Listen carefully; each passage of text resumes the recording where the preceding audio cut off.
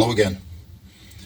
You know, we hear in the news about this guy committing some awful, heinous crime. Then we find out that he had been arrested 4 or 5 times for the same type of crime. And every time the judge let him off easy. And we reflexively think about how corrupt that judge is and how unfit that judge is. And that by doing so, that judge is committing a crime. And even to the degree that we recognize that that judge is actually bearing part of the guilt for the crimes this person goes on to commit. We need to bring that home. Matthew 18, Luke 17, 2 passages that tell us about the issue of forgiveness. Here's the thing.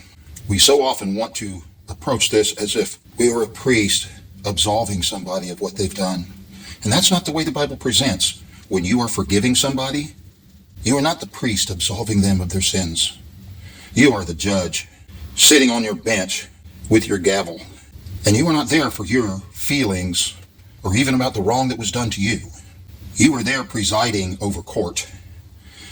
You are standing in for God, which is why in these passages when we read, what you bind on earth is bound in heaven, because you are standing there as God's representative in this situation. And it's about you representing God and his truth being brought to bear in this matter.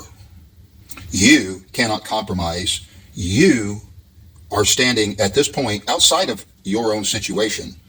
You are to be looking at it objectively, not according to your feelings, and this is a nice person and you just want to let them off. You can't do that. We are given in these passages that if the person is not contrite, if they do not repent of what they have done, then you are not to forgive them. Whose sins you forgive are forgiven, whose sins you retain are retained. But you must do this in the light of God's truth, because it is God's truth which you represent here on this earth. Do not be that corrupt judge that lets the man go to commit more crimes against other people, because it is not a position of softness, of seeking healing. It is a position of power, of authority. It is where you have to rise up and be God's man in the moment.